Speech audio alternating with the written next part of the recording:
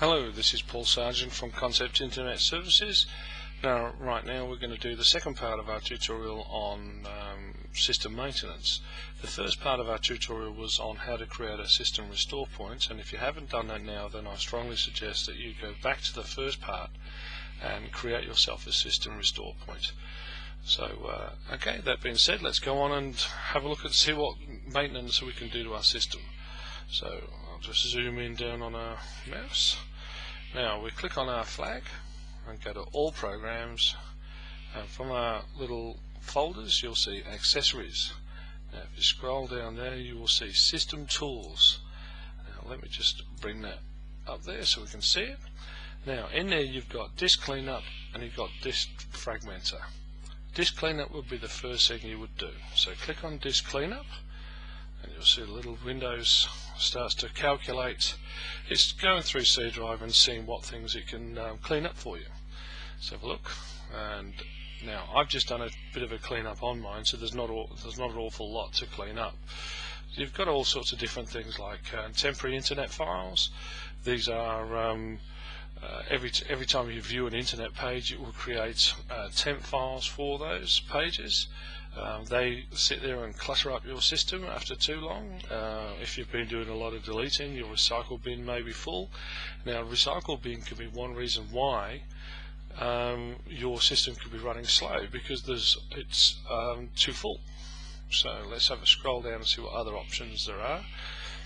There are things like here you've got archived window error reports. Now these are error reports that Windows has created and they've sent off to Microsoft to be analyzed. So they sit there and they sit on your system and just use up space. Now they're not needed, so you can safely tick on those to get rid of them. So I'm going to save 203 megabytes on my disk space just by cleaning out these system folders. So we'll click on our button, clean up system files, and as you can see here, it's just going through to start cleaning everything up. So went through fairly quick because there wasn't an awful lot to do. So showed us there we can save ourselves 1.97 gigabytes of space. So let's click OK and let it go ahead and do those. It asks us just a security option. If we're sure we want to delete these files, yes we are. And it will sit there and just chug its way through, and there we go, it's done. It's cleaned up all of those files for us. Now we need to go and have a look at disk defragmenter. Now let me talk a little bit about defragmenting.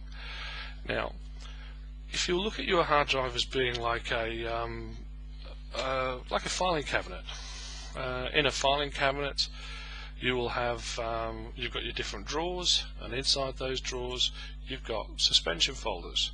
Now when a program is being loaded onto your computer, it might be say 15 files in size. Now each suspension folder might hold 10 files. So what it might do is it will go through file number 1, suspension folder number 1, and go, okay, there's 2 empty files there, and throw 2 files in. Then it goes to suspension folder number 2 and might find 3 empty files there and throw 3 files into that, and it will keep going through all the different suspension folders until it's found enough files to throw the 15 files into. Now that means that your hard drive, your program, is fragmented, because it's got to go through all these different drop down folders to find everything it needs to start the program. So what defragmentation does is it gets them all together and puts them into one folder, so it's quick and easy for the system to find the program, all the parts of the program, put it together and start it. So let's have a look and see how we can do that. So we click on, let's zoom back in on that area. So we click on our flag, go to all programs, go back to accessories, go down to system tools, and again we'll scroll that down, and we've got disk defragmenter. So click on that. These are all left clicks, by the way, and whilst that's thinking about what it's got to do, Now I would suggest that you would do your defragmentation and your disk cleanup about once a month. Doing that will make sure that everything's running smoothly. Now after you've defragmented, you will find that files will operate a lot quicker, Windows will load quicker, everything will load a little bit quicker. So now then, after we've clicked on Disk Defragmenter, you'll see this window opens up. I only have drive C on my computer, you might have more drives. If you do have more drives, you'll see over here you'll have the different drive options, and you can just tick on them to have them all defragmented as well. But as I say, we've only got drive C, so all you need to do is click on Defragment Disk, and that's it. That's all it has to do. So that will be your hard drive.